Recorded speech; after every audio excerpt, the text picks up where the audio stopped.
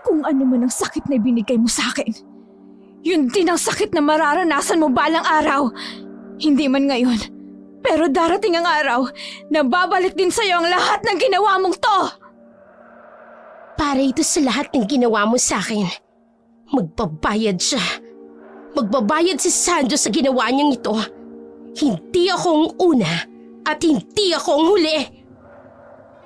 Kung anong bahagi ng katawan na naging sanay ng pagkakasala, alisin. Kung kamay, putulin. Kung mata, dukutin. Kung kaligayahan, tanggalin. 3 bagay lang ang mahalaga, Tino. Pera, kapangyarihan at babae. Ngayon na, 2 na ang hawak ko. Pera at kapangyarihan.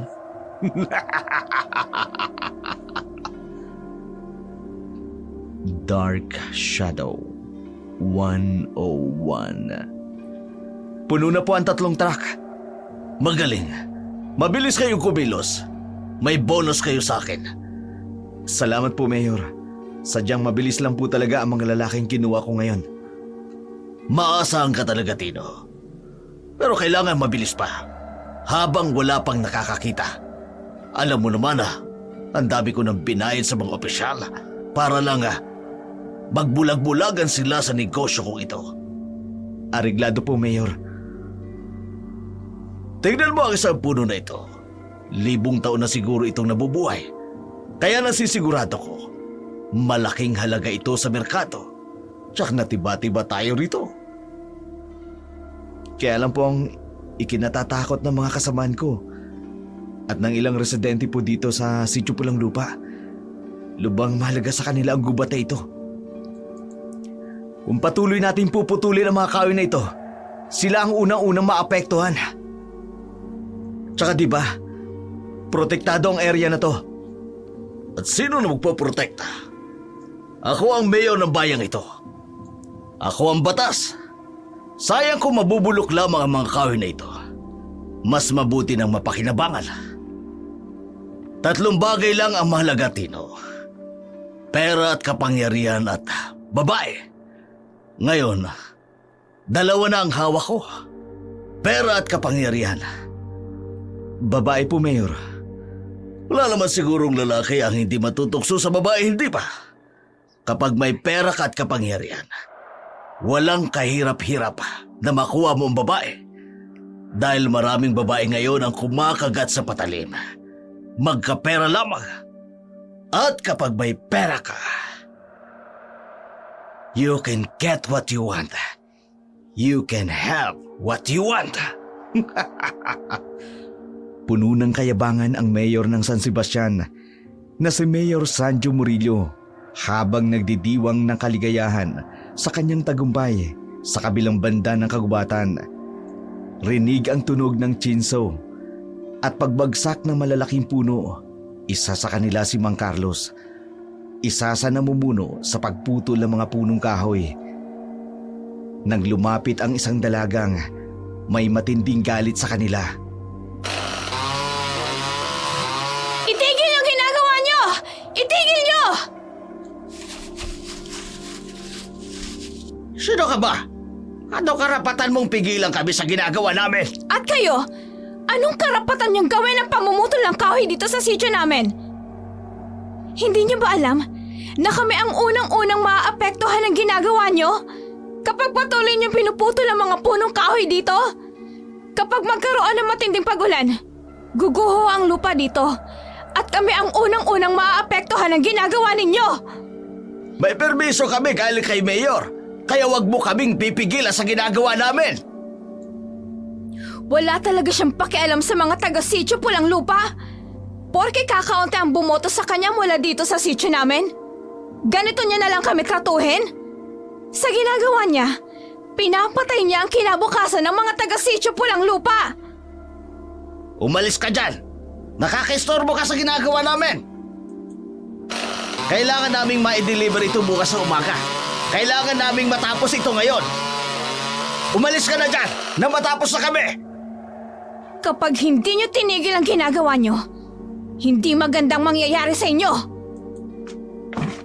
Tinatakot mo ba kami? Hindi namin kayo tinatakot. Binabalaan ko kayo. Itigil yung ginagawa nyo kung ayaw nyong may dumalak na dugo rito! Isang mangtutruso ang binitiwan ng kanyang kagamitan at nagsimulang magligpit. Bagay na ikinabahala naman ni Mang Carlos. Hindi nito napansin kung anong nakita ng kanyang kasamahan sa dalaga. At pinagharian ito ng takot at bigla na lamang nagligpit ng kanyang mga kagamitan. Oy, sandali! Saan ka pupunta? Hindi pa tayo tapos sa ginagawa natin. Kailangan natin itong tapusin. Ikaw, anong ginawa mo sa kanya? Bakit gano'n na lamang siya kung matakot? Umalis na kayo dito. Kung ayaw nyong mapahamak, huwag ninyong sirain ang kagubatang ito. Hindi lang ang gubat ang sinisira ninyo, kundi pati na rin ang kinabukasan namin. Wala ba kayong pamilya? Hindi nyo man lang ba naiisip? Ay kung sa pamilya nyo kaya mangyari to? Carlos, ayaw naming isugal ang buhay namin at ang pamilya namin, kaya mauna na kami sa'yo. At ikaw, umalis ka na rin.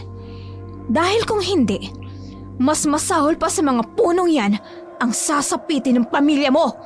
Ba't walang hiya ka? Huwag mo pagbabantaan ang buhay ng pamilya ko. Nagtatrabaho lang kami rito.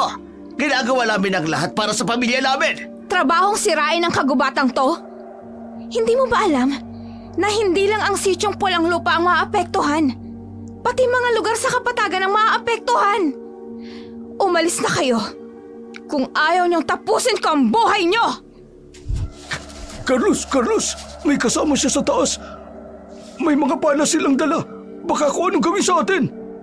Sabihin mo sa alalay ni Mayor, si Tino, ang ginagawang pagpigil ng babaeng ito.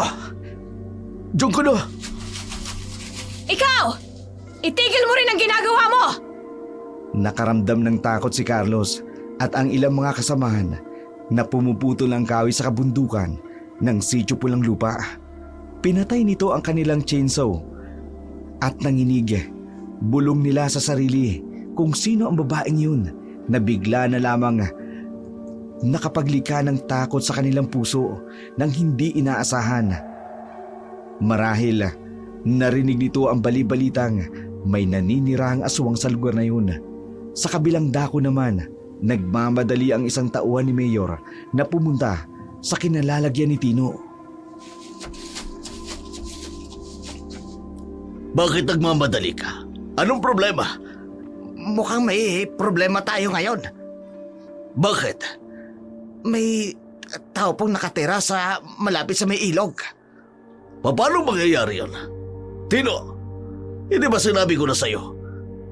Bago gawin ang pagtutroso, kailangang nakaalis na mga tao na yan dito sa lupain ko. Mapapahamak tayo dahil dito. Wala pong balak umalis ang mag-ina sa ilog. Mag-ina? Opo, mag-ina po sila. Tino! Sir, Hindi ba't pinaayos ko na sa'yo ang mag-inang yun? Bakit nandun pa rin sila? di ko nga rin alam, sir. Ginawa na po namin ang lahat ng pinagagawa ninyo. Tinakot na namin yan lahat-lahat. Ikaw, Mayor, anong nakita mo doon? isa pong magandang babae at inaway kami. Pinagbantaan po kami. Kung hindi daw namin ititigil ang pagtutroso sa mga kahoy, sasamain daw kami sa kanila. Itigil na raw namin iyon kung ayaw naming mapahamak ang pamilya namin. Sige na, umalis ka na. Opo. Tino, Yes, sir. samahan mo ko. Pupuntahan natin ang bahay na mag-ina na yun. Ang magandang babaeng sinasabi ng tauhan natin. Interesado ako sa tapang ng babaeng yun. Nagawa niya talagang pagbantaan ang mga tauhan natin. Gusto ko ang tapang niya. Sinamahan nga ng tauwang si Tino si Mayor sa lugar kung saan nakatira ang mag-inang Dina at Uring. Sakay ng isang traka na minamaneho ni Tino. Tinungo nila ang lugar na sinasabi ng isa sa mga tauhan. Pagdating nila sa lugar,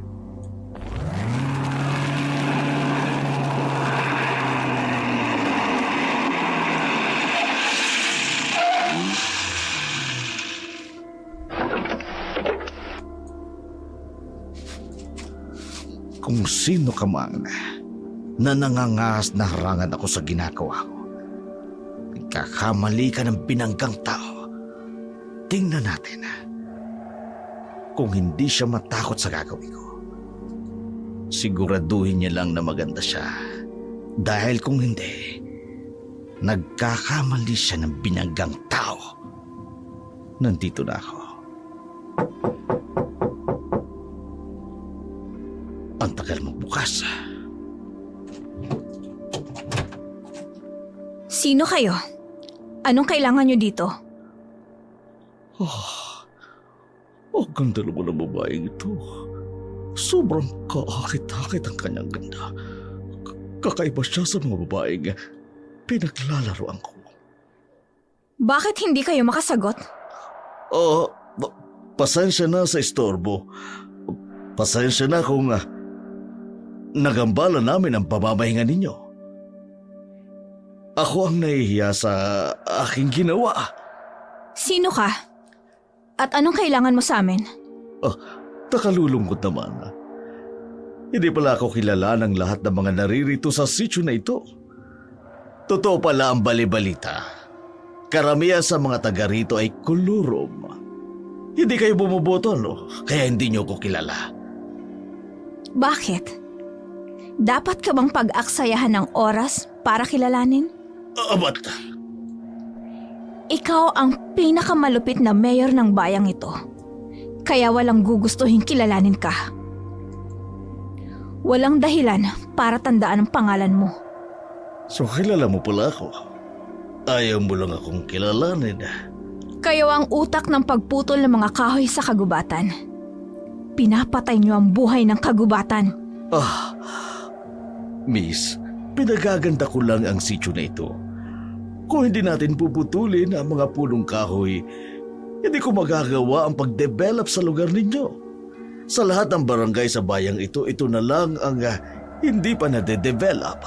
Sinisira niyo ang kinabukasan namin. Alam niyo ba na ang ibaba ng bundok na ito ay ang sityo ng pulang lupa? Kung magkakaroon man ng pagkaguho ng lupa, kami ang unang-unang maapektuhan. Kahit nagagalit siyang ganda niya talaga, hindi ko magawang magtapang-tapangan sa kanya. May punto ka. Hindi ko malang kinonsulta ang mga taga rito para tanungin kung nais niyo bang magkaroon ng magandang pasyalan ng lugar ito nang makaakit naman ng maraming turista at magbigay ng maraming trabaho sa mga naririto. Siya nga pala, nag-aaral ka ba? Hindi. Hindi kami bumababa ng bayan. Kaya pala hindi mo ko kilala. Siya nga. Sayang ang ganda mo kung ibuburo mo lamang ang sarili mo sa lugar na ito. Hindi pambundok ang ganda mo. Kung gusto mo, bumaba ka sa bayan. Bibigyan kita ng magandang buhay. Pwede kitang pag-aralin. Para ma-educate ka naman. Para maintindihan mo kung bakit namin ito ginagawa. Hindi ako interesado sa inaalok niyo. Mas interesado ako kung ititigil niyo ang pamumutol ng mga kahoy dito sa kabundukan namin. Sige. Pwede tayo magkaroon ng kasunduan. Anong kasunduan? Paalisin ko ang mga tauhan ko na nagtutroso dito. Kapalit doon ay paunlakan mo ang alok ko sa'yo. Gastos ko ang lahat. Pagkain, tirahan, tuition. Basta makapag-aral ka lang. Hindi mo dapat sinasayang ang ganda mo. Maniwala ka sa akin. Hindi pambundok ang itsura mong yan. Maraming magagandang oportunidad ang naghihintay sa'yo sa bayan. Hindi kita pipilitin pero babalik ako sa susunod na araw para pag-usapan ang alok ko sa'yo. Nagmamadaling lumayo si Mayor Sanjo sa kinaroroonan ng dalaga. Bagamat akit na akit ito sa kagandahan ng dalaga, pero dahil sa text ng kanyang alalay na si Tino, umalis na ito para ayusin ang problema. Mayor, kailangan na nating umalis. Bakit ba? Tumidiskarte ako. Ang kulit mo naman. Mukhang tipo nyo na naman siya. Nakita mo ba kung gaano ka-perpekto ang katawan ng babaeng yun? Ang dating niya, Perpekto ang katawan at ang ganda. Hindi nakakasawa. Tipo ng babaeng pag-iinteresan mo talaga. Paano po ang asawa niyo? Alam mo, ang pagmamahal o ang pag-aasawa, parang cellphone lang yan. Pwede namang dual SIM. Sa inyo ho, hindi dual SIM. Multiple SIM. Pinatatawa mo ko. At sino? Kuhang-kuha mo ko anong gusto ko, no? Kaya ikaw, ang napili kong pagkatiwalaan sa lahat ng bagay. Babalik tayo rito. Gagamitin ko ang aking impluensya at ang aking pera. Makuha ko lamang ang babae na yun. Umalis si Mayor sa lugar na yun na may ngiting pananabik. Hindi sa pagtutroso, kundi sa babaeng kanyang nakita sa gubata na nakatawag ng kanyang pansin. Nais niyang idagdag sa kanyang mga koleksyon ang babaeng yun. Pagkaalis naman nila, siya namang pagdating ng ina ni Dina. Si Mayor yun Anong ginawa niya dito? Nagpapatroso siya sa kagubatan. Bakit galing siya rito sa bahay? Marahil ay nagsumbong sa kanya mga tauhan niyang dahil pinigilan ko sila sa pamumutol ng punong kahoy. Anong ginawa mo? Tinakot ko lang naman sila. Hindi mo dapat ginawa yon. Pero inay, wala naman silang nakitang kakaiba sa akin. Kahit na ang takutin sila, ang magtutulak sa kanila para pag-usapan na naman tayo ng mga tao. Tama lang ho ang ginawa ko. Tingnan mo, naging maganda naman ang nangyari. Umalis sila. Natigil ang pagtutroso. Nakilala ka ba ni Mayor? Hindi ho. Mabuti. Alam mo ang dahilan kung bakit tayo bumalik dito sa Pulang Lupa. Opo, hindi ko po nakakalimutan. At maaaring, ito na rin ang pintuang magbubukas para magkalapit kami ni Mayor. Bakit? Dahil nag-alok siya ng tulong. Gusto niya akong pag-aralin sa bayan at sobra siyang nagandahan sa akin. Hindi daw ako bagay sa lugar na ito, inay. Nais niya raw akong bihisan.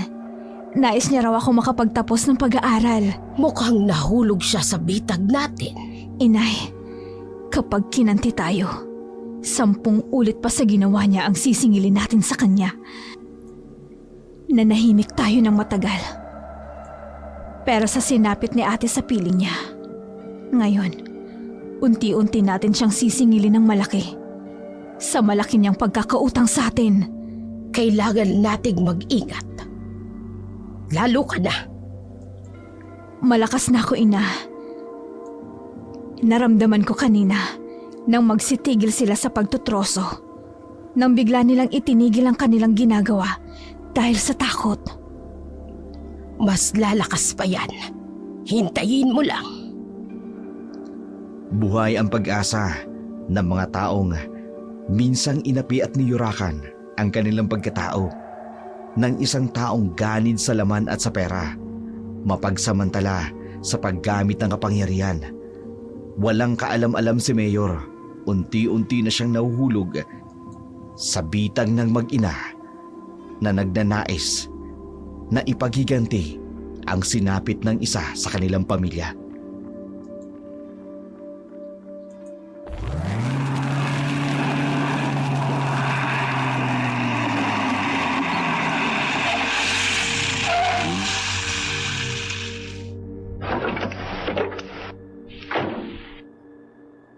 Maghintay ka lang dito, baka matagalan ako. Sige po, sir. Nandito na ako. Bakit kasi naaakit ako sa babaeng ito? Kakaiba kasi siya sa lahat ng babaeng natikman ko lang. Kumbaga sa ulam, exotic food. Tipong babalik-balikan mo para matikman. Alam ko, nararamdaman kong nandito siya. Kakatok ako.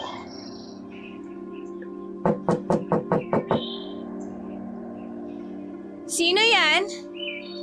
Ako ito, si Mayor Sanjo.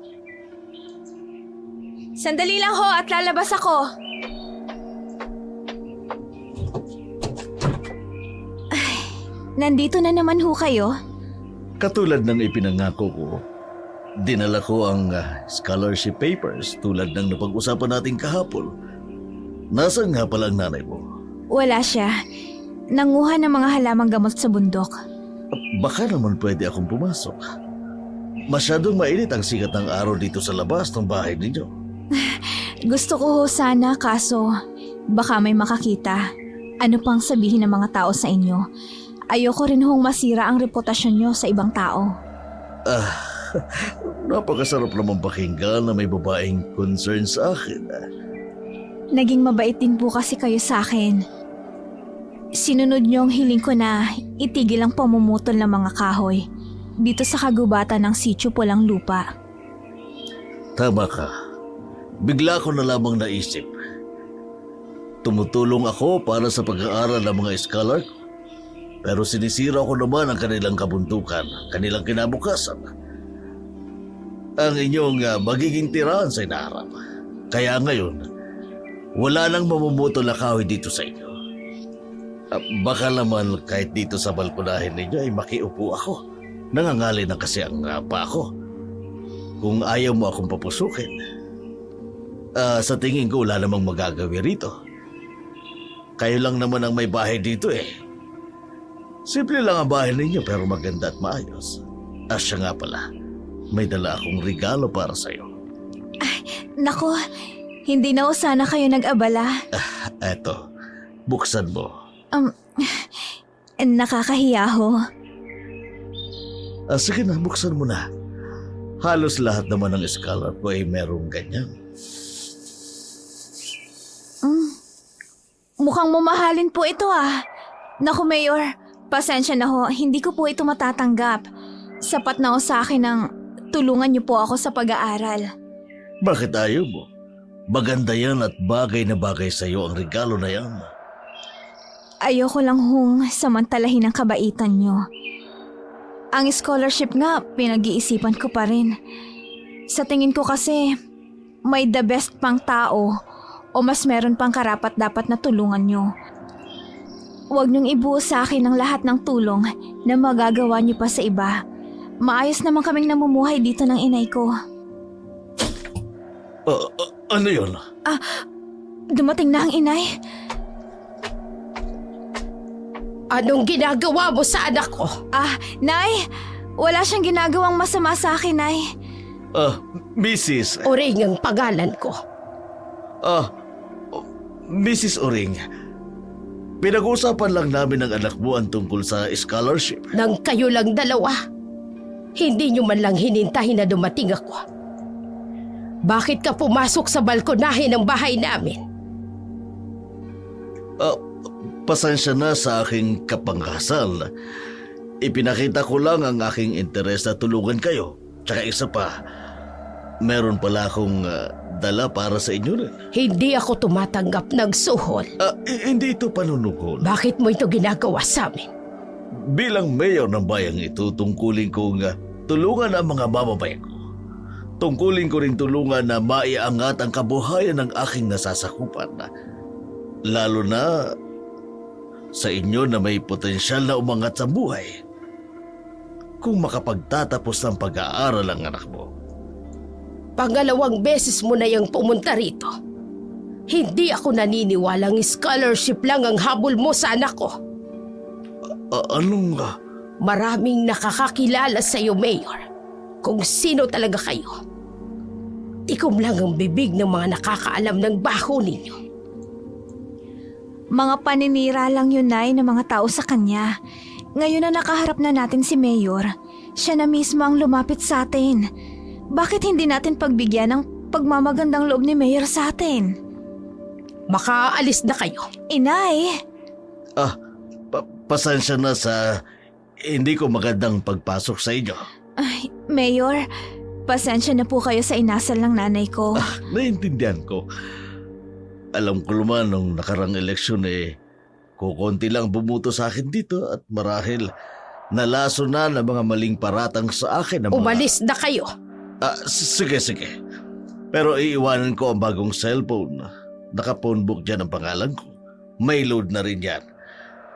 Kung makapag-desisyon kayo, tawagan niyo lang ako. Pasensya na, misis. Sana bigyan niyo ako ng pagkakataon para sa anak niyo. At sa inyo na rin para maipakita ko ang kabutihan ng aking puso. Umalis ka na. Sige, alis na ako. Marami pa naman akong bibisitahing barangay ngayon para makapag-alok ng tulong. Hanggang sa muli nating pagkikita. Parang gusto ko siyang sakalin kanina habang nakikita ko siya. Nananariwa sa aking alaala ang sinabi ng ate mo bago siya namatay.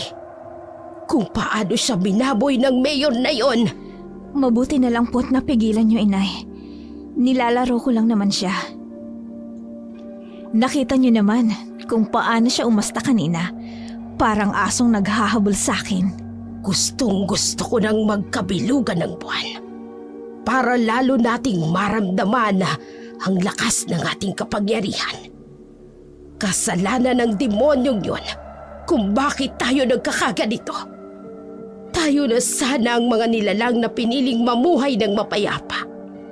Pero kinanti niya tayo. Pinatay niya ang ate mo. Pinaboy niya ang ate mo. Kaya hindi ako papayag na hindi makaganti sa demonyong yon.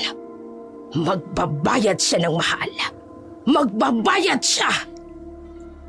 Konting tiis na lang, inay. Malapit nang magkabilugan ng buwan. Hulog na siya sa ating bitag. Habang unti-unting nahuhulog sa bitag ng mag-ina ang manyakis na si Mayor Sancho, unti-unti namang nasisilayan na mag-ina ang kanilang tagumpay na makapagiganti sa mapagsamantalang si Mayor. Habang tumatagal, unti-unti na ring nararamdaman ng asawa ni Mayor ang kanyang pagkuhumaling sa ibang babae. Oh, bakit hindi ka pa natutulog? Paano naman ako matutulog? Wala sa tabi ko ang asawa ko. May importante akong inasikaso. Mas importante pa kaysa sa akin na asawa mo? Pagsisimula ka na naman pa. Hindi ako manhid, Sanjo. Hindi mo man aminin sa akin. Pero nararamdaman ko kung paano mo ako niloloko. Matagal na tayong nagsasama. Alam ko kung kailan mo ako niloloko at kung kailan hindi. At ngayon, ramdam na ramdam ko. Babae ang pinagkakaabalahan mo ngayon. Ang dumi ng utak mo. That is stimuli and response. 2 beses kang pabalik-balik sa sitio Pulang Lupa. Dala mo ang Mercedes mo na puno ng regalo at bulaklak. Pagtutroso lang ba talaga ang habol mo sa lugar na yun? O babae ang tinutroso mo doon? Nababaliw ka na naman. Sinong babae mo doon? Sinong binabalik-balikan mo sa sitio Pulang Lupa? Tumigil ka! Ikaw ang tumigil sa pambababae mo! Bakit hindi ka tumingin sa mga mata ko? Tapos sabihin mong wala kang kinahuhumaling ang babae doon. Sana lang, Sanjo, hindi ka makakuha ng aswang sa lugar na yon. Dahil kapag nakakuha ka ng babaeng aswang, matatapos ng maliligayang araw mo. Kung yan lang ang isasabat mo sa akin, hindi na sana ako umuwi rito. Porke ba ganito na ako ngayon? Ganito mo na rin ako kontratuhin. Porket pilay na ako at hindi na nakakalakad. Mabuti naman at alam mo. Ano pa bang silbi mo sa pagsasama natin? Ni hindi mo nga ako mabigyan ng anak. Hindi ka makapagluto, hindi ka makagawa ng mga gawaing bahay. Kahit sa kama nakakawala ka ng gana, hindi mo maibigay ang biological needs ko. Hayop ka! Napakawalang hiya mo! Naturingan ka pa naman ding mayor ng bayang ito, tapos ganyan mo ako tratuhin! Walang hiya ka! Makakuha ka sana ng aswang na tatapos ng kaligayahan mo nang matapos ng panlulokong ginagawa mo sa akin! Ang sakit-sakit na ng mga ginagawa mo sa akin. Ang sakit-sakit din ng mga naririnig ko mula sa'yo. Napilay ka't inutil! Walang pakinabang! Yun naman talaga ang totoo tungkol sa'yo! Habang tumitindi ang galit ni Dahlia sa kanyang asawa, lalo namang tumitindi ang pagkahumaling ni Mayor kay Dina. Ang dalagang tila ba nagayuma siya sa ganda nito na hindi niya maiwan-iwan. Tipong kahit sarili niyang asawa, nagagawa niyang hamakin. Wala siyang kaalam-alam na ang paglapit niya sa dalawa, isang hakbang din ng paglapit niya sa kapahamakan. Sa kabila ng mga banta ng kanyang asawa, na sa Sitio Pulang Lupa ay pinamumugaran ng aswang, patuloy pa ring bumabalik-balik si Mayor Sanjo sa Sitio Pulang Lupa, dala ang mga mamahaling regalo para kay Dina at sa ina nito. Ano ito? Kontrata ng isang magandang apartment sa bayan. Full scholarship sa isang sikat na universidad sa syudad para sa anak mo. Anong kapalit nito? Gusto ko ang anak ninyo. Ano? Gusto ko maging espesyal ang anak mo para sa akin. Katulad ng ibang scholar mo. Iba ang anak mo. Nay, pumayag na kayo. Para naman sa atin to, oh. Tsaka, kung hindi ko tatanggapin ang inaalok niya, parang tinanggihan ko na rin ang magandang kinabukasang naghihintay sa atin. Habang buhay na lang tayong mananatili dito sa bundok. Kontento na kung anong meron dito. Sige, susubukan kong ipagkatiwala sa iyo ang anak ko. Inay! Ipagkakatiwala ko sa iyo ang anak ko. Pero tandaan mo, marangal ko siyang ipinagkakatiwala sa iyo. Huwag mo sanang sirain ang buhay ng anak ko. Dahil kapag nasira ang buhay ng anak ko, ako mismong gaganti sa kawalang hiya ang ginawa mo sa anak ko. Inay!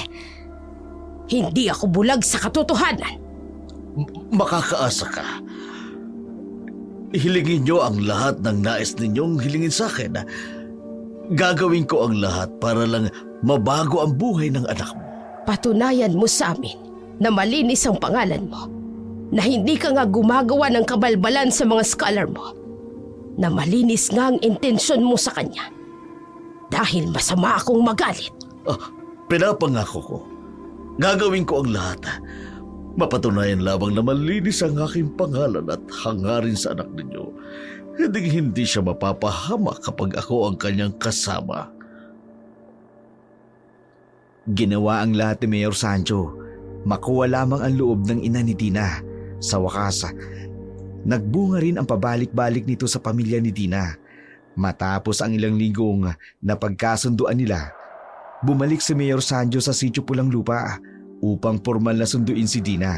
Subalit, hiniling ni Uring na manatili pa sa kanila ang kanilang anak ng ilang linggo. Pagkatapos noon, ibibigay niya na ng lubusan ang kanyang anak. Iniwan niyang muli si Dina upang puntahan ang kanyang asawa.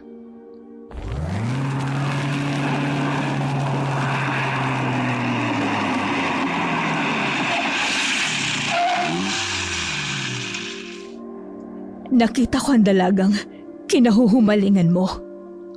Sinundan mo ko? Nagawa mo pa akong sundan sa kabila ng kalagayan mo? May mga mata ko na nagmamasid.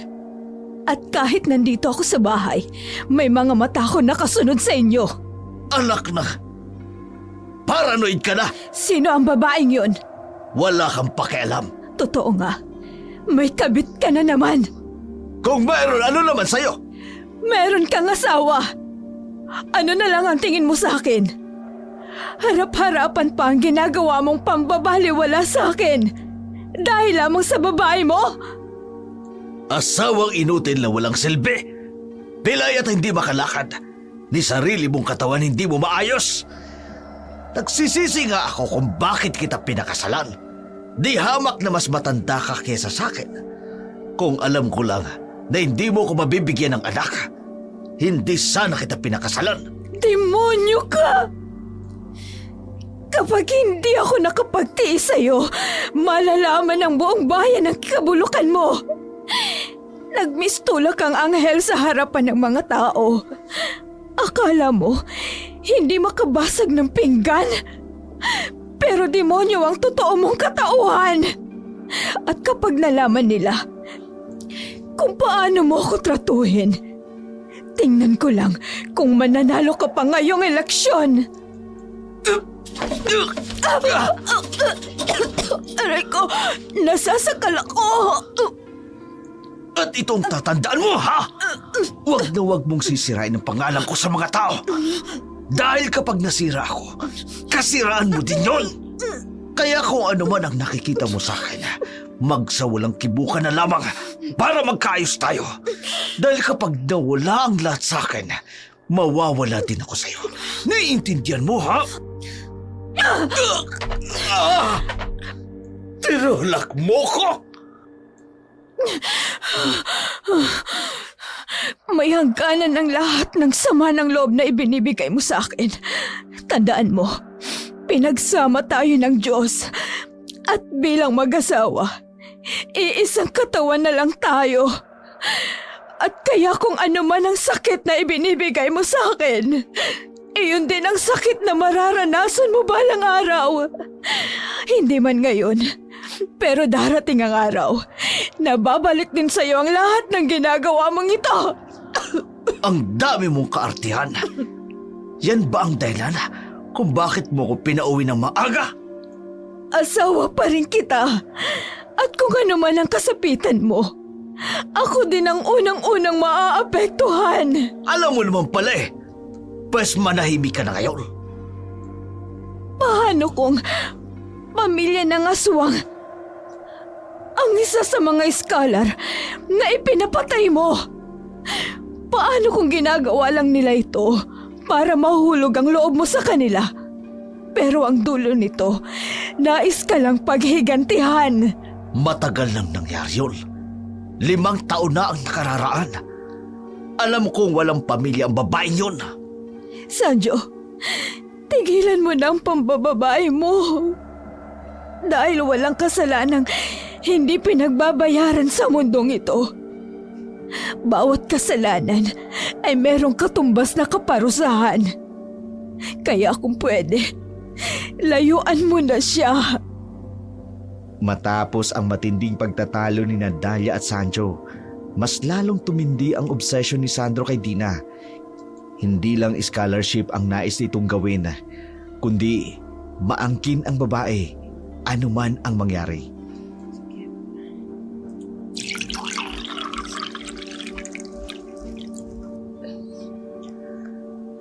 Napansin mo ba kung gaano kaganda ng babaeng si Dina?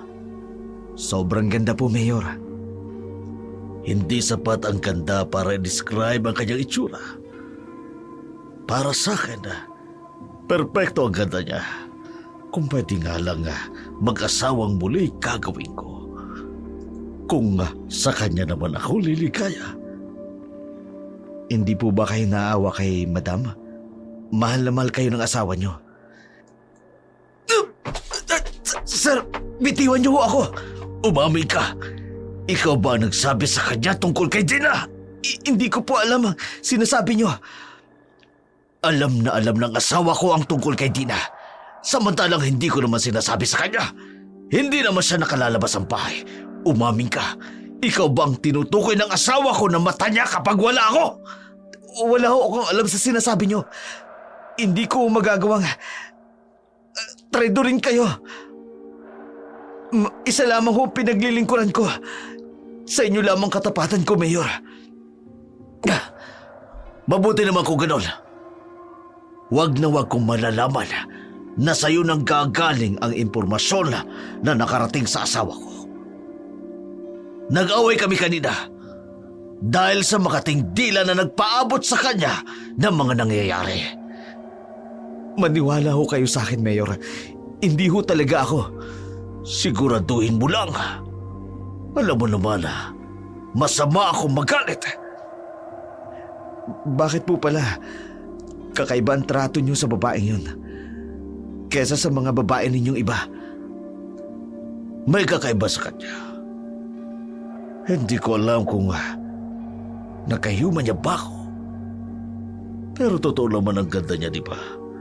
Siya ang tipo ng babaeng pagpapantasyahan ng mga kalalakihan. Abnormal na lalaki lang ang hindi magkakagusto sa kanya. Ang mata niya, ang balat niya na parang ang sarap lamutakin. Oh.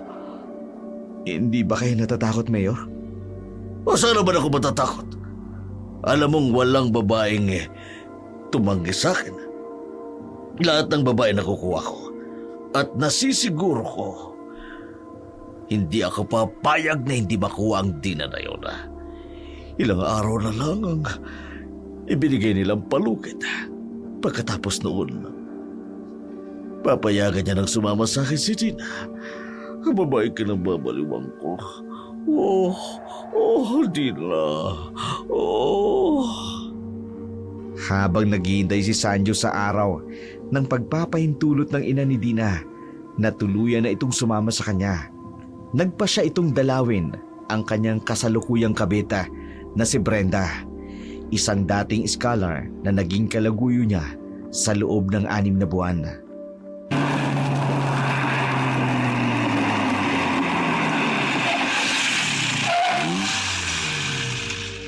Hindi ka man lang nagsabi na darating ka.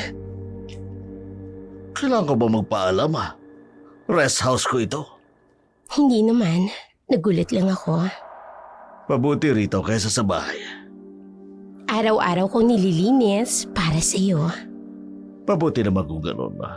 Alam mo naman sa lahat ng babaeng ayoko yung marumi sa paligid. Yung babaeng burara. Kailan mo ba ako papayagang umuwi sa amin? Bakit mo iniisip na buhay? Maayos ang bahay mo sa rest house ko. Naibibigay ko naman sa iyo ang lahat ng gusto mo.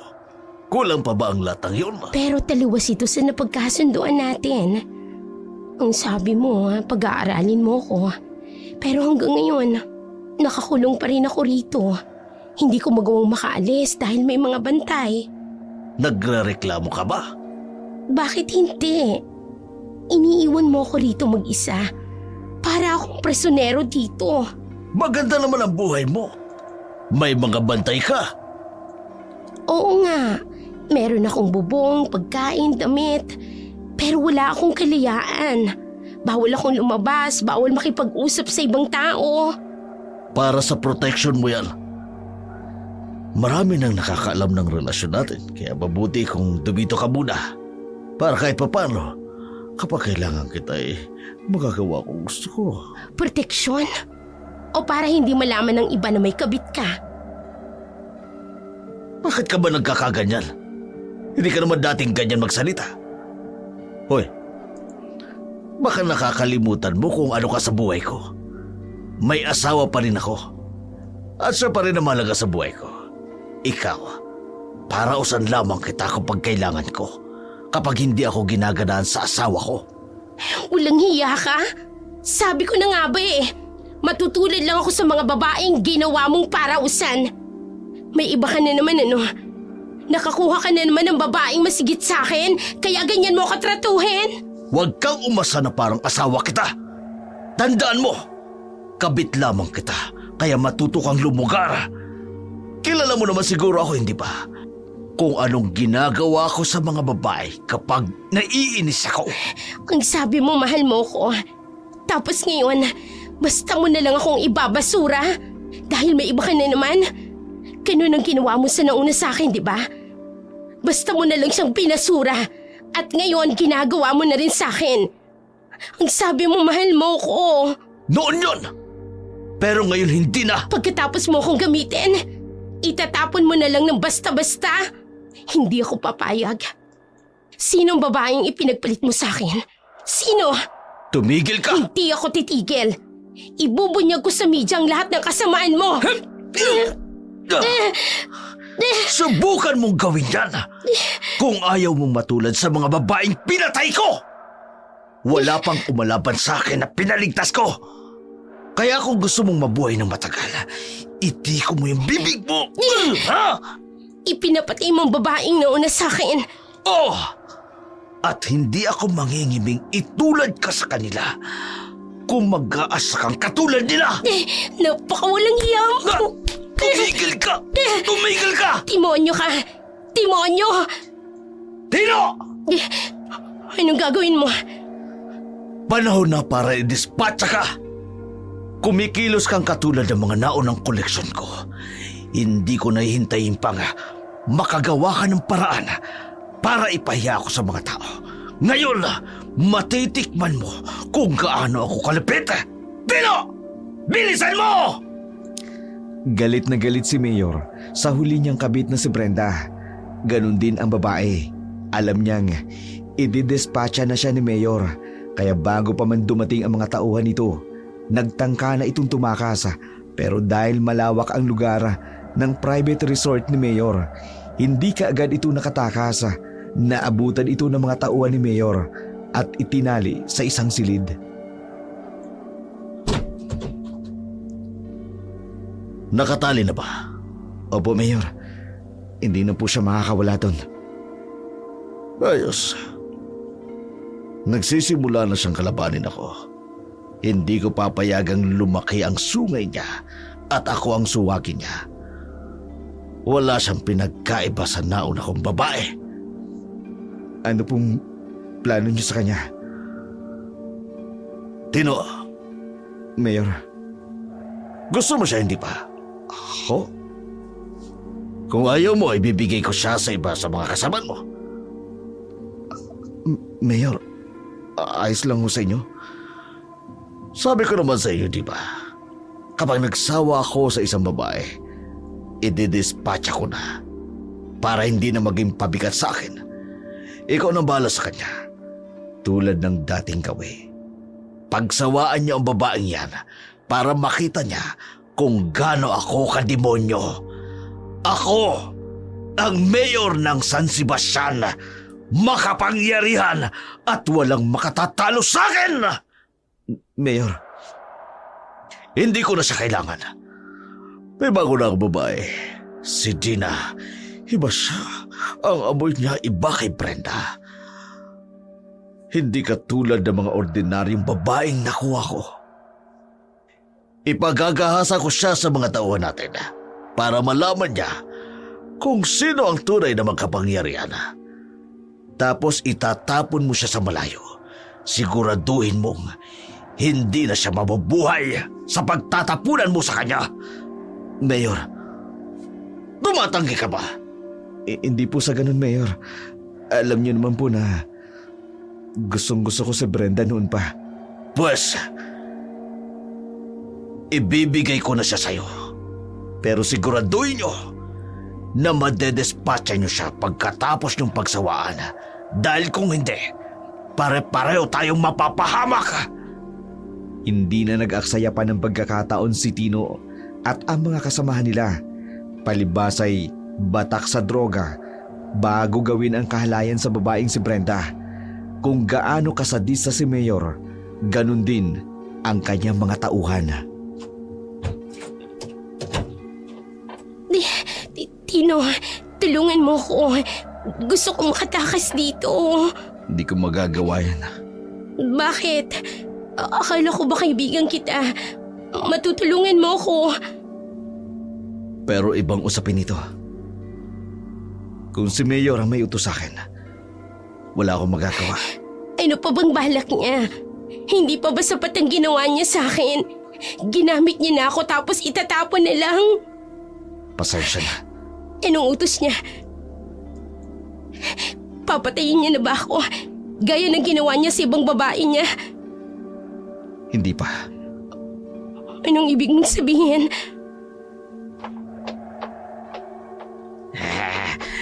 Maganda pa rin kahit umiiyak. Aba, regalo pala ito ni Mayor sa atin, di ba? Huwag kayong lalapit. Sino kayo? Anong kailangan niyo? Regalo ko raw sa amin. Kaya nga pagsasawaan ka namin ngayon. Bago ka ma-dispatch. Anong ibig sabihin nito? Tino, nakikiusap ako. Tulungan mo ako. Tino! Pasensya na. Ano ba? Bitiwan niyo ako. Wag! Huwag niyong gagawin sa akin to. Huwag ka naman laban. Ano ang masasaktan? Tulong! May nakaririnig ba sa akin? Tulong!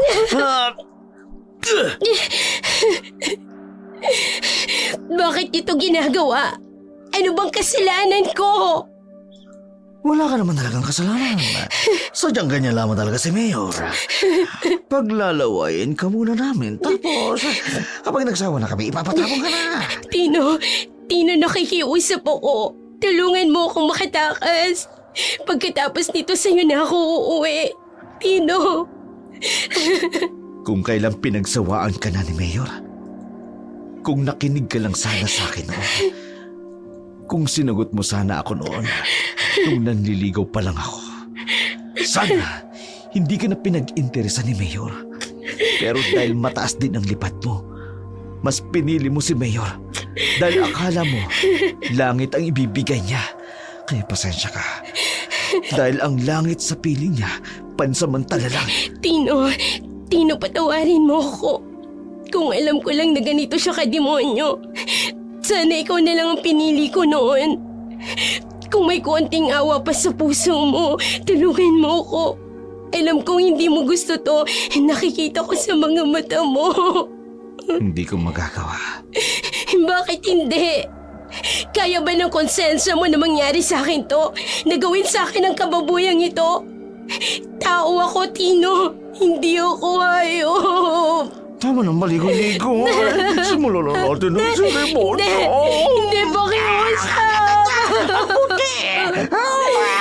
Pakiusap, huwag niyong gawin sa akin to. Tanggalin natin ang damit. Patakasin niyo na lang ako. Pangako, magpapakalayo-layo na lang ako. Hindi ako magsusumbong. Basta palayain niyo na ako. Ang dami ko ang sinasabi. Hawakan mo mabuti at matapos sa ito. Tulungan niyo ako. Tulungan niyo ako. Hindi ko kayang panoorin ito. Kaya saan ka pupunta? Puto si Mayor, patayin mo kami. Kaya nga, natulungan na natin to.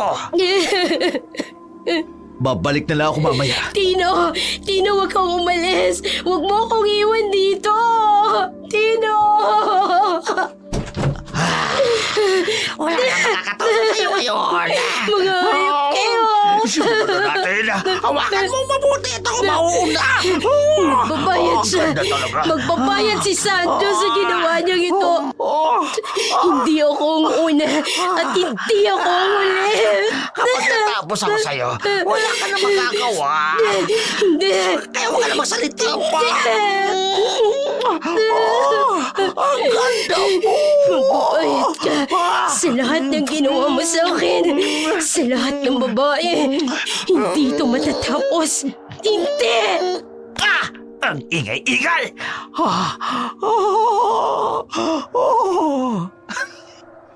Nangyari nga ang karumaldumal sa buhay ni Brenda, na kaibigan ni Dina. Wala namang kaalam-alam si Dina sa sinapit ng kanyang kaibigan.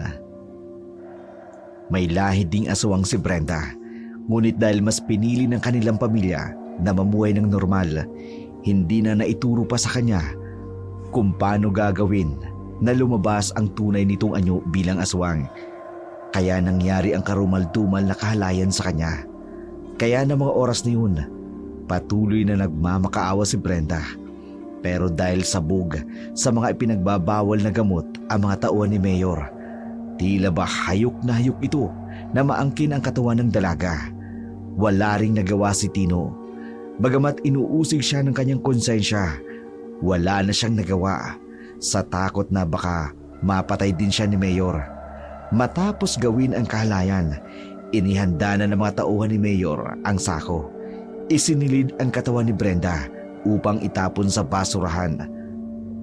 Hindi na rin kinaya ng mga tauhan ni Mayor na barilin pa ang babae. Isinilid na lamang ito sa sako. Isinakay nila sa truck at dinala sa malayong lugar.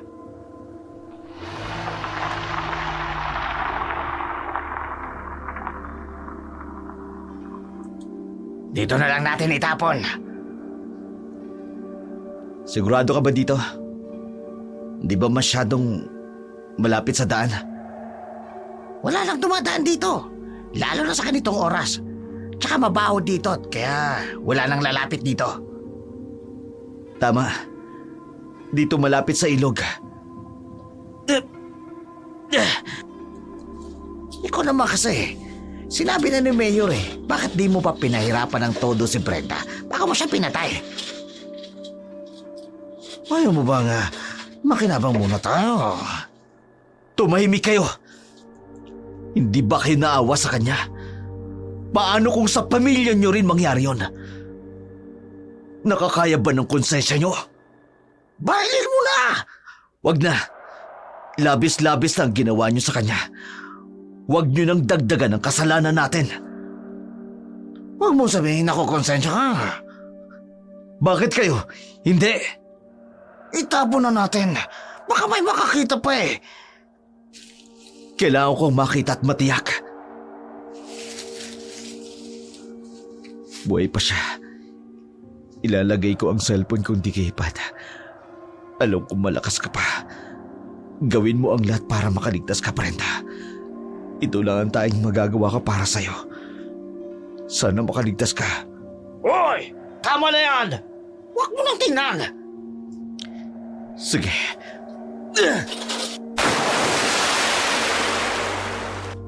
Ayun, aanurin na rin niya ng ilog. Siguradong hindi na yan mabubuhay.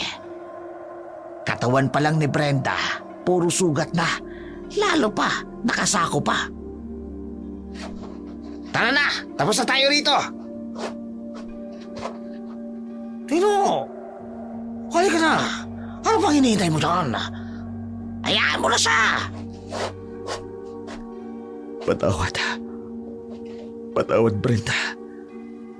Wala na rin ako nagawa. Ako rin ang papatay ni Mayor. Kung hindi ko gagawin ang utos niya. Kung ako na lang sanang pinili mo. Hindi sana nangyari ito sa'yo. Sana makaligtas ka. Sana. Paalam, Brenda. Paalam. Nang makaalis na ang mga tauhan ni Mayor, unti-unti nang lumulubog ang katawan ni Brenda sa ilog. Narinig dito ang mga sinabi ni Tino. Naramdaman niya nga, mahal pa rin siya ng binata. Wala lang siya magawa dahil hawak ito sa liig ni Mayor. Naramdaman niya rin kung paano ilagay sa kamay niya ang isang cellphone na magagamit niya para makahingi ng tulong. Kaya't pinilit itong makaahon mula sa mabaho at maruming ilog na halos hindi na umaagos ang tubig. Mahina pa ang kapangyarihan mo bilang aswang. Kaya natatakot akong payagan kitang sumama agad sa kanya. Malagkit ang titig niya sa iyo. Kaya ramdam ko na hindi lang pagtulong ang nais niyang gawin. Higit sa lahat, nais kanyang makuha. Ganon din ang ginawa niya kay ate. Oo, ganun ang ginawa niya sa ate mo. Kaya kailangan nating mag-ingat. Kailangang maituro ko sa iyo kung paano gamitin ang kapangyarihan ng aswang nang hindi ka mapahamak. Nang sa huli magtagumpay pa rin tayo. Kung marami na siyang pinatay, panahon na para tapusin ang buhay niya. Ilan na kayang babaeng ipinapatay niya? Hindi ko mabilang.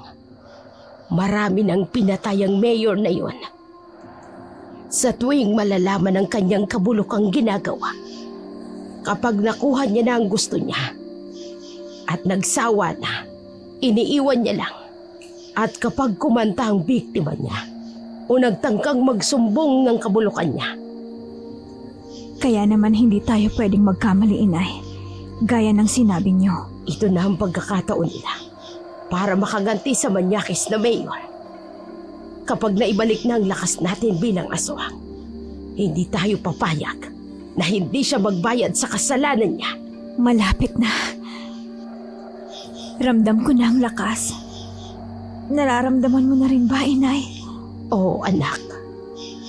Papalapit na ang kabilugan ng buwan.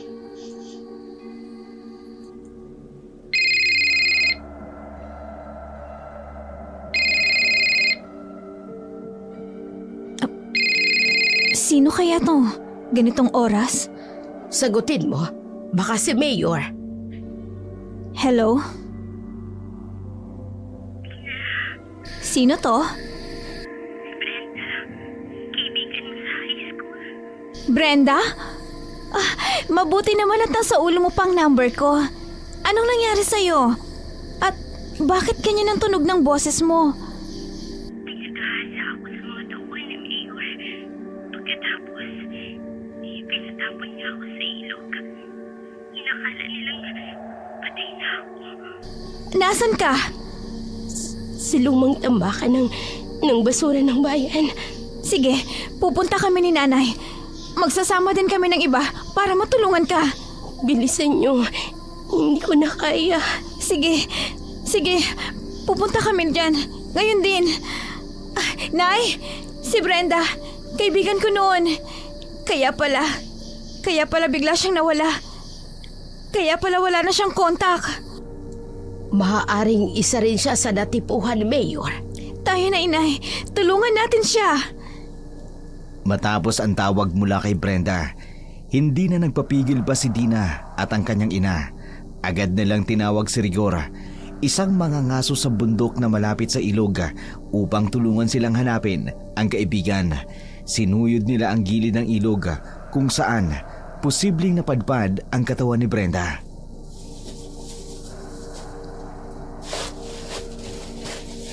Nandito ang katawan niya!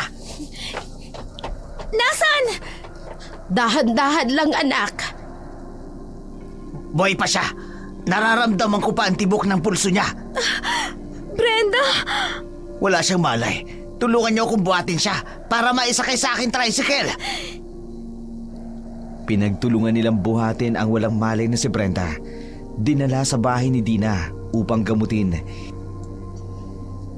Ilang minuto rin ang biyahe nila bago makarating sa bahay nila. Pagkatapos noon, ilang oras din ang lumipas. Patuloy na inaalagaan ni Dina at Uring si Brenda.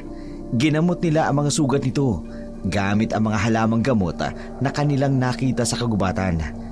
Kinahapunan, unti-unti nang bumabalik ang malay ni Brenda. Nasaan ako? Brenda, nagkamalay ka na. Tina, ikaw nga ba yan? Salamat at tinulungan niyo ako. Kasama ko si inay at si Rigor. Sila ang tumulong sa akin na hanapin ka. Huwag kang masyadong gumalaw. Malubha pa ang mga sugat mo. Si Mayor Sancho. Anong ginawa niya sa'yo? Kinuha niya ako. Isa ako sa mga scholar niya noon. Pinangakuan niya ako na pag-aaralin niya ako. Kaya ka ba biglang nawala? At hindi na kumontak sa amin? Oo, 2 taon na. Pero hindi niya ako pinag-aral. Sa halip, ginawa niya akong kabit. Ang walang hiya! Pinatiri niya ako sa pribadong resort niya. Pinakain, pinihisan, pero hindi ako pinalaya. Hindi niya ako pinapayagang umuwi sa pamilya ko. Katulad ng ginawa niya sa atin ni Dina. Isa rin siya sa mga biktima ni Mayor. Oo, pinatay din siya ni Mayor. Ikaw, paano umabot sa puntong ipapatay ka? Nagalit siya kahapon dahil nalaman kong may bago siyang natitipuhan. Ganun ang ginawa niya sa babaeng nauna sa akin. Pinapatay niya nang makatagpo ito ng bago. Ako? Ikaw? Oo. Pinangakuan niya ako ng pag-aaral. Tirahan. Lahat-lahat. Huwag kang pupunta. Ganyan din ang sinabi niya sa akin. Sa lahat ng babae niya, gagawin niya rin sa iyo ang ginawa niya sa akin. Napakarami niya ng kinawawang babae. At karamihan, mga batang-bata pa. Pedophilia siya. Mahilig sa mas bata sa kanya. Nang malaman kong may bago na siya, nagalit ako. Pagkatapos, pinapatay niya na ako. Pinahirapan ako ng mga tauhan niya. Hindi lang pinahirapan. Pinagahasa niya ako sa mga tauhan niya. Tapos, itinapon ako sa ilog. Madam Uring, panahon na para tuldukan ang kasamaan niya. Oo, Rigor. Panahon na para gamitin natin ang natutulog nating kapangyarihan bilang aswang. Malaking pagkakamali na nabuhay siya. Minsan ko na rin tinalikuran ng pagiging aswang. Pero dahil sa kahiyupang ginawa niya sa akin, mapipilitan din akong yakapin muli ang pagiging aswang. Walang kapatawaran ng ginawa niyang ito. Una ang ate ko.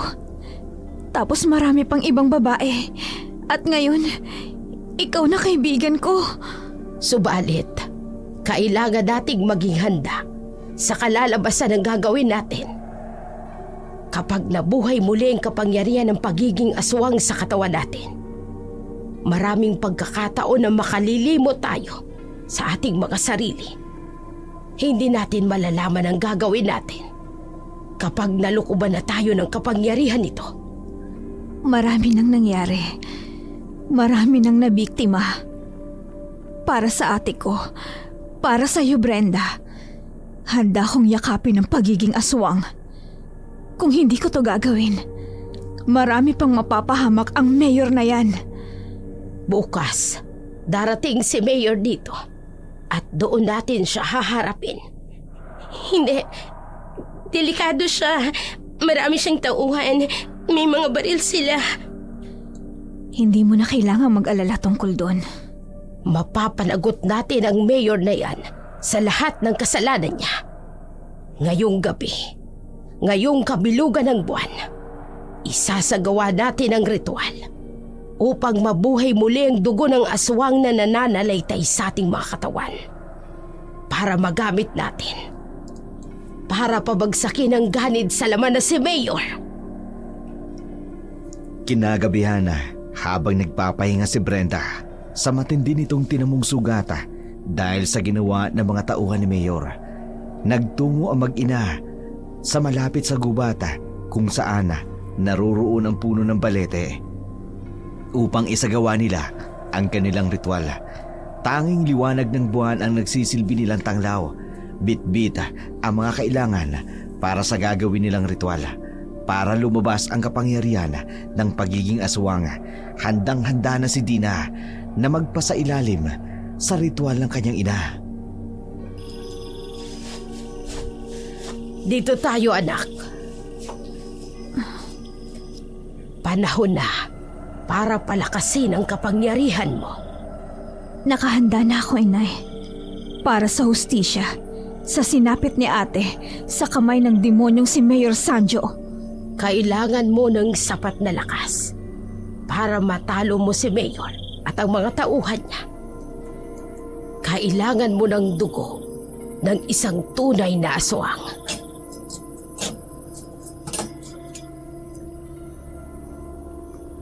Handa na ho ako, inay.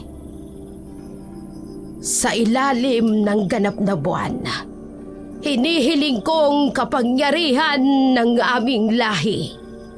Ang dugong dumadaloy sa aking ugat ay ipapatong ko sa aking anak.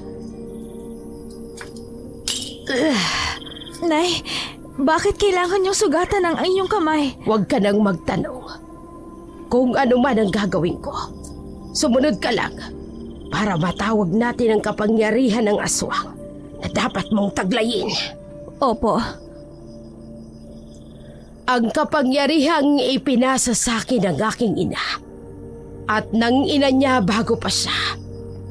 Ngayon ay ipapasa ko sa iyo. Inumin mo, anak. Tanggapin mo ang lakas ng mga ninuno natin. Ang kapangyarihan ng mga aswang na nauna pa sa atin. Kasama mo sila sa iyong paghihiganti.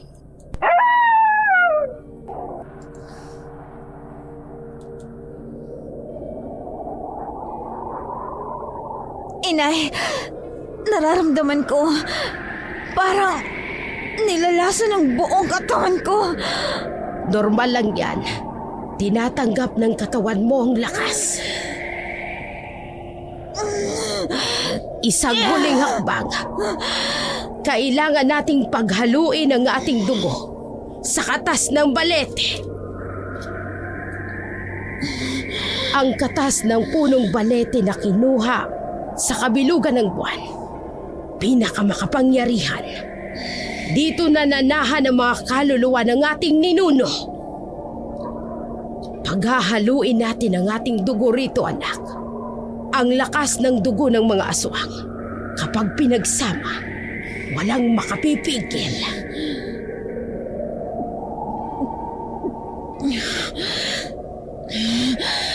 Nay, parang iba na ang pakiramdam ko. Tumigala ka. Tignan mo ang liwanag ng buwan. Damhin mo ang kapangyarihan ng aswang. Nagdidiwang ang mga asong gubat. Kasama natin silang nagbubunyi. Taglay mo na ang kapangyarihan ng aswang. Oo, Inay. Ang ganda niya. Ang liwanag sa aking paningin.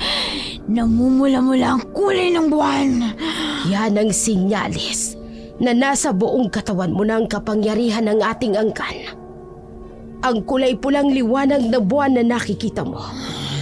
Ang simbolo ng nagpupuyos mong damdamin para ihatol ang karampatang parusa sa pumatay sa kapatid mo. Buhay ang inutang niya. Buhay din na. Hindi yan ang gusto kong mangyari. Nay! Gusto kong habang buhay niyang damhin ang sakit ng ginawa niya. Gusto kong alisin mo ang kanyang kaligayahan. Kung ang kamay niyang nagiging sanhi ng kanyang pagkakasala, putulin ito. Kung matang nagiging sanhi ng pagkakasala, dukutin mo ito nang hindi na makapambiktima pa ng iba. Parang gusto ko siyang tapusin. Hayaan mong maramdaman ng buong buhay niya ang sakit na ipinaranas niya sa mga biktima niya. Putulin mo lang ang dapat putulin. At ako, gagawa ako ng sumpa sa kanya para habang buhay siyang kamuhian ng mga tao, maging sa sarili niya. Hindi niya alam kung anong naghihintay sa kanya. Mag-iingat ka, anak, sa demonyong yon. Mas malakas ka na ngayon kaysa tao. Pero hindi pa sapat ang lakas mo para talunin siya mag-isa. Naintindihan ko, Inay. Huwag kang mag-alala. Babantayan kita. Lagi lang akong nakasunod sa'yo. Hindi niya malalaman hanggang huli. Oras na para maghiganti. Para sa ate mo. Para kay Brenda. At para sa lahat ng kababaihan na inabuso niya.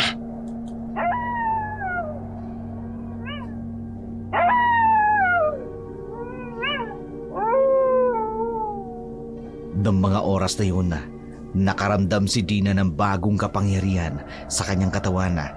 Pero ang kanyang itsura, napakaganda pa rin. Lalong tumingkad ang kaakit-akit niyang ganda.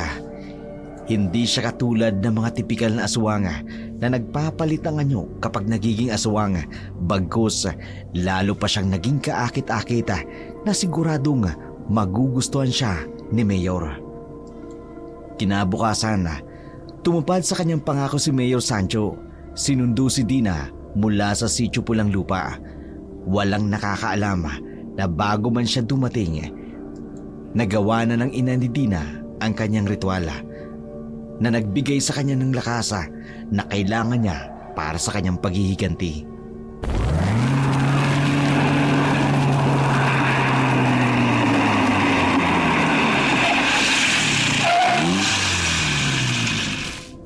Nandito na tayo. Saan tayo? Anong lugar ito? Sa aking pribadong resort. Bakit dito mo ako dinala sa resort? Akala ko ba sa bayan dahil pag-aaralin mo ko? Gusto ko munang ipakita sa iyo ang lugar na pwedeng maging iyo kung papayag ka sa gusto ko. Mayor, ramdam na kita noon pa mang pabalik-balik ka sa amin noong isang buwan. Ibig bang sabihin nito? Gusto rin kita. Oh, totoo ba? Oo, Mayor. Matagal na. Kaya nga, hindi na ako nagdalawang isip na sumama sa'yo dito. Oh, ang isang napakagandang katulad mo ay nakakagusto rin sa isang katulad ko. Inihanda ko ng sarili ko na maging isa sa mga koleksyon mo. Oh, hindi kita koleksyon. Gusto talaga kita. Kakaiba ka sa lahat ng mga babaeng nakilala ko.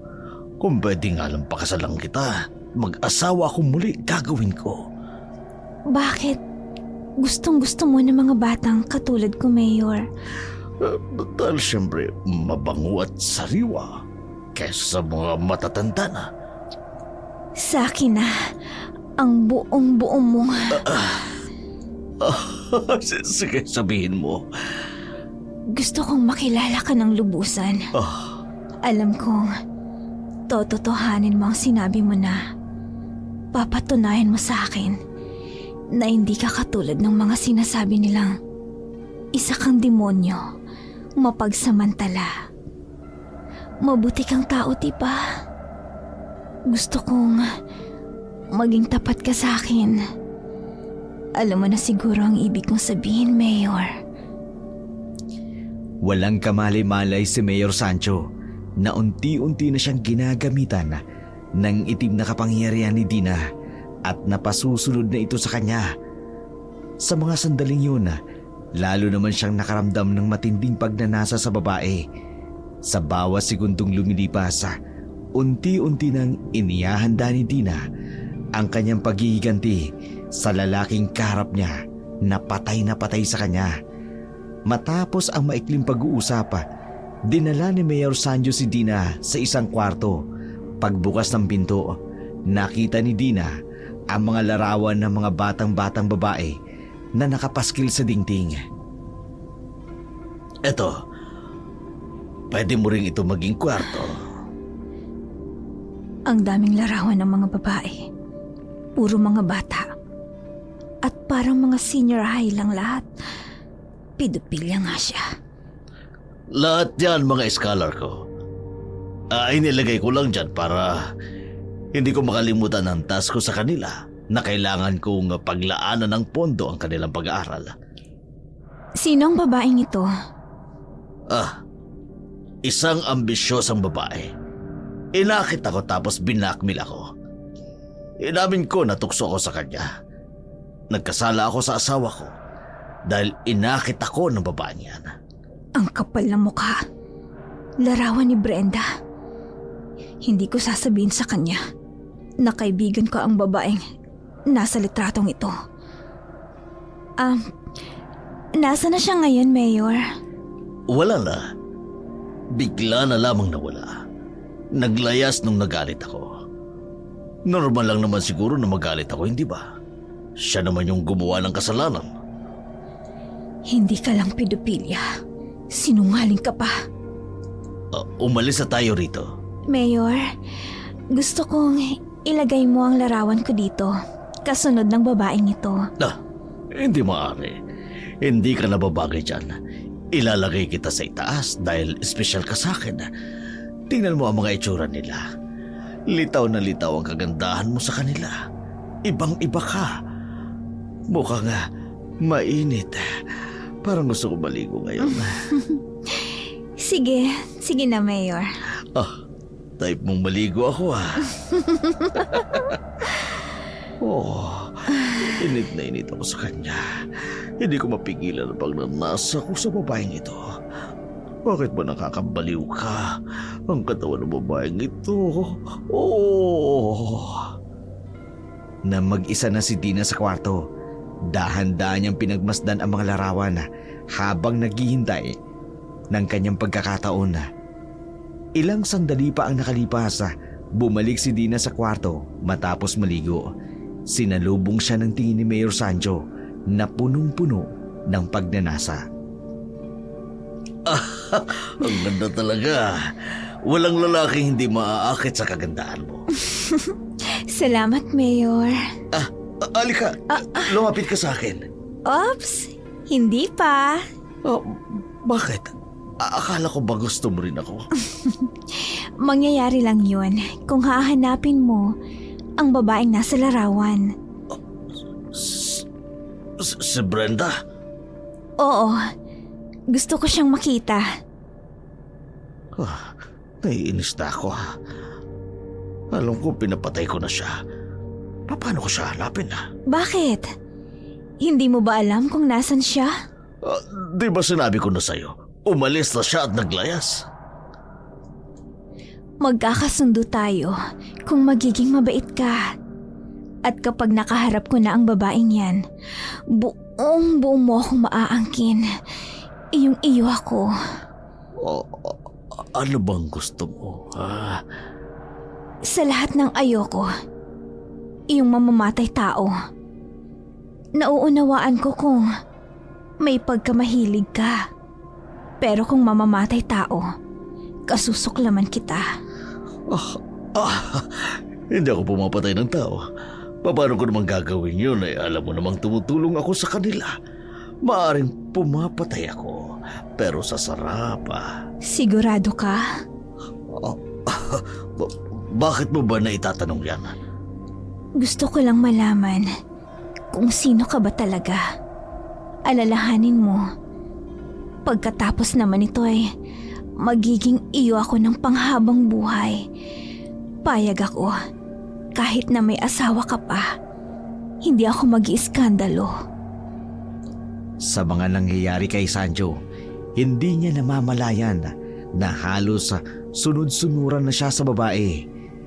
Sinusunod na lamang nito ang gusto ng babae kahit hindi na siya nag-iisip. Matapos ang kanilang pag-uusap ni Dina, lumabas ito para puntahan ang kanyang mga tauhan upang pagbilinan na hanapin ang babaeng ipinahanap ni Dina. Ano? Nasaan ang katawan ni Brenda? Mayor, itinapon namin sa ilog ang katawan nung gabi na yun.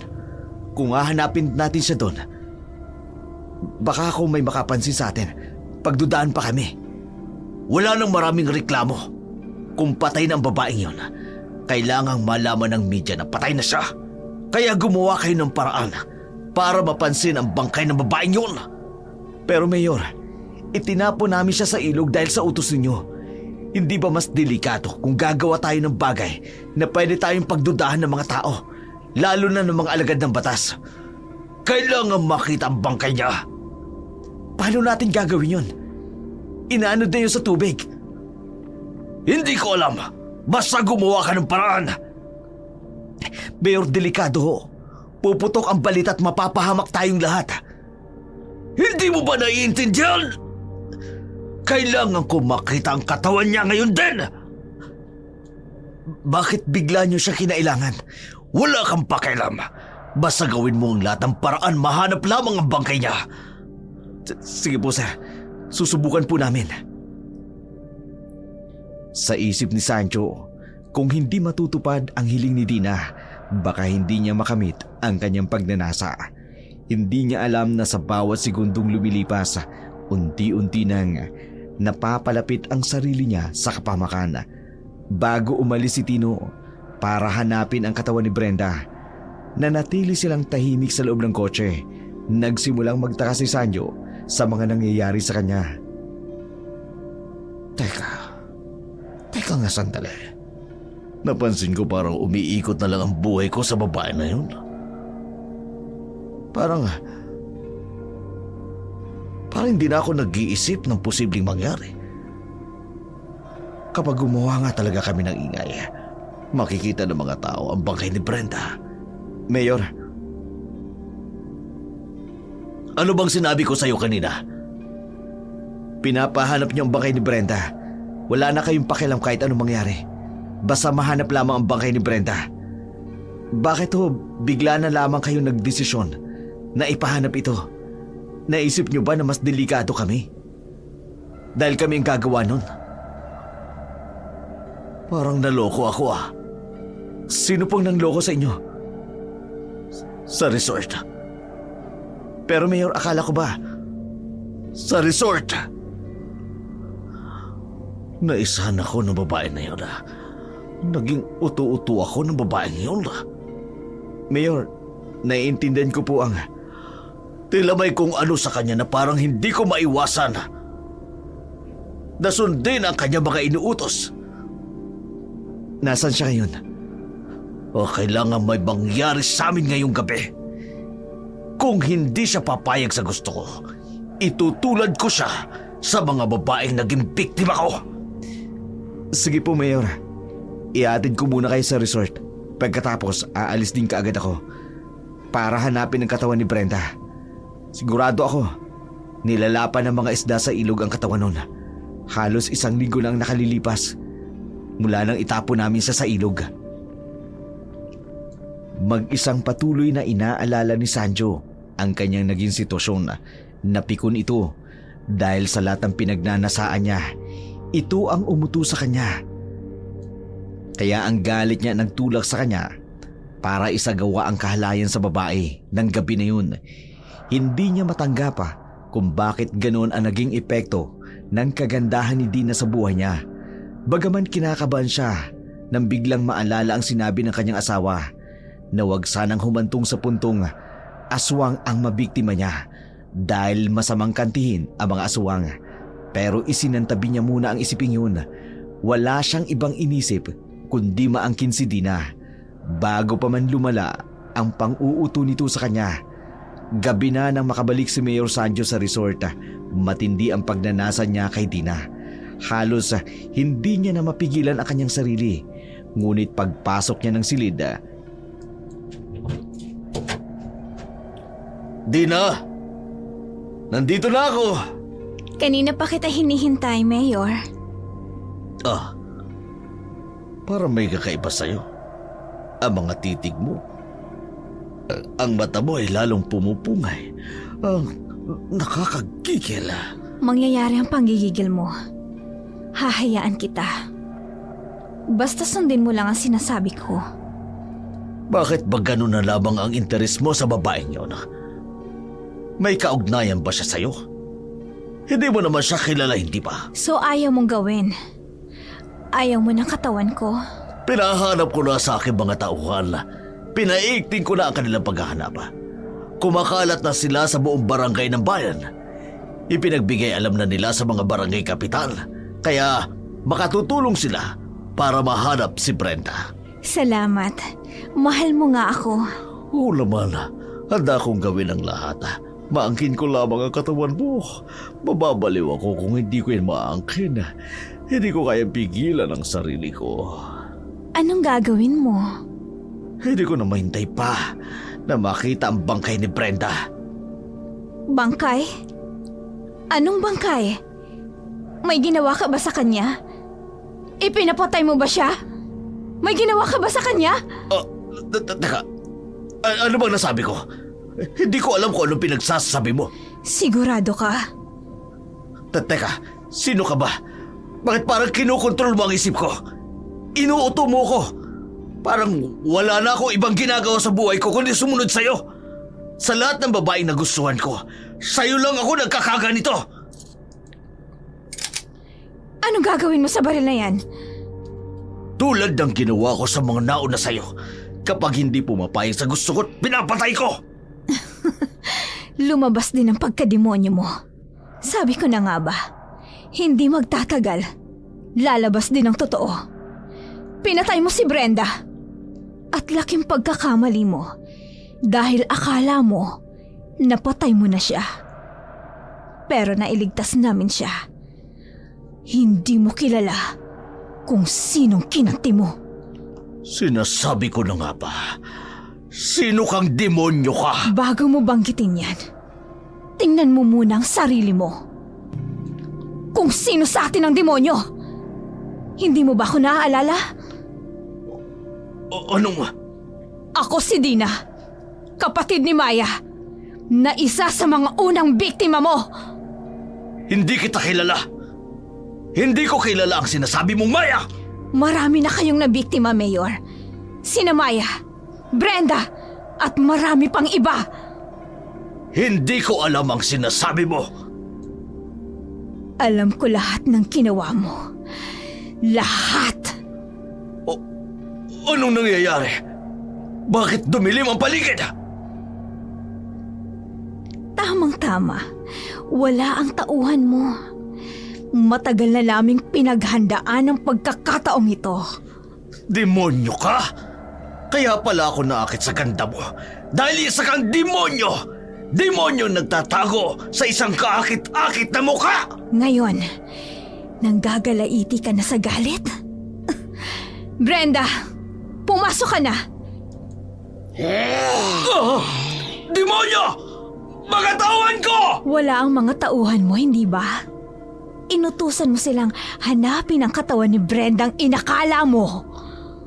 Kung alam ko lang na ganyan ka, pinatay na sana kita sa bundok pa lang! Nagsayang ako ng oras at panahon para utuin mo lang. Tapos ito lang ang napala ko. Pinili naming mamuhay ng normal, katulad ng mga tao. Matagal naming kinalimutan ang pagiging aswang. Hindi ginamit ang kapangyarihan ng aswang. Pero dahil kinanti mo kami, ikaw ang may kasalanan ng lahat kung bakit kami nagkakaganito ngayon. Kasalanan mo ang lahat ng ito. Sige! Tingnan natin kung may magawa kayo sa baril ko! Subukan mong magpaputok ng baril para makatawag ng pansin sa mga tao at malaman nila ang hideout na ito na siyang pinagdadalhan mo ng mga babaeng binibiktima mo. Mga aswang nga kayo! Hindi niyo ko mauuto ngayon! Hindi na ako papayag na mauto ng isang katulad mo lamang!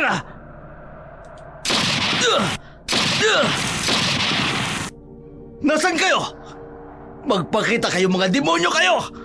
Papatayin ko kayong lahat! Maraming bala ng baril ang pinakawalan ni Sanjo.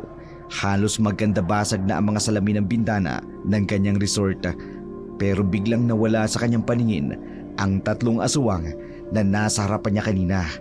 Pinagharian siya ng takot ng mga oras na yun. Sa isip niya, nagkatotoo ang banta ng kanyang asawa. Na maaari isa sa mga babae niya ay aswang. Maya-maya pa'y lumabas ang tatlong babae na nasa anyo ng aswang, mabangis, malakas at matapang. At walang nagawa si Sanjo. Naagaw ni Uring ang kanyang baril at hinawakan siya ni Dina na nasa anyong aswang. Bitiwan niyo ako! Anong gagawin niyo? Hindi ka na makakawala! Brenda, ngayon na ang oras para makaganti ka sa lahat ng kahayupang ginawa niya sa'yo. Ikaw ang unang gumanti sa kalapastanganan niya sa'yo. Para ito sa lahat ng ginawa mo sa'kin. Anong gagawin mo sa kusilyo na yan? Wag! Ano gusto niyo? Ibibigay ko! Uli na ang lahat. Hindi mo na maibabalik ang mga nasira mo. Ganito rin ang ginawa mo sa ate ko, di ba?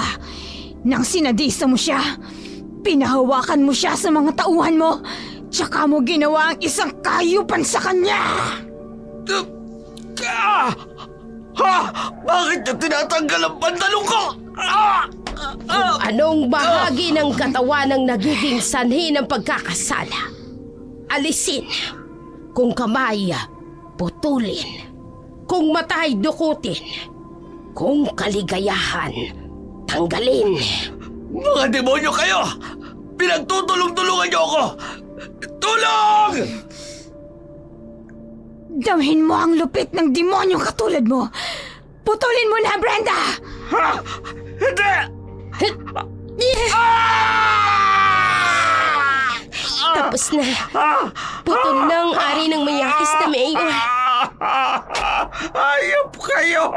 Isinusumpa kita, Sanjo Murillo, bilang ganti sa ginawa mo sa anak ko.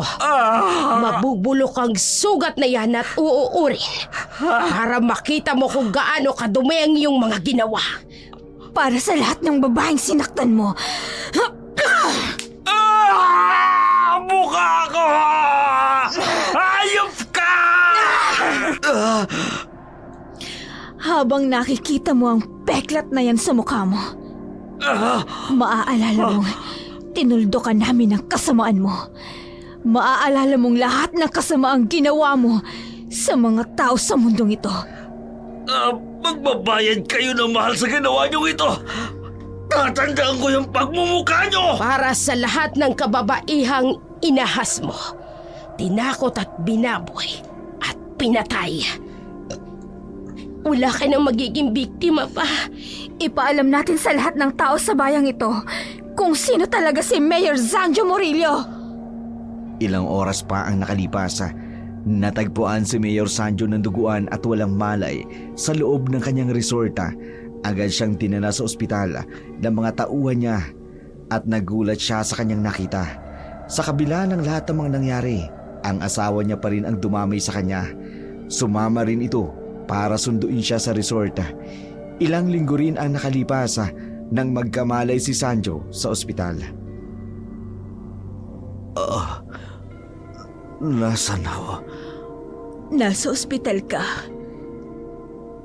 Dahlia, nakalalakad ka na. Oo, nakakalakad na ako. Kaya nang malaman ko ang nangyari sa'yo, agad akong pumunta sa resort. Nang maabutan kita, nakita ko ang kalunos-lunos na sinapit mo. Mga aswang, dumali sa akin, Dahlia. Totoo ang kwento.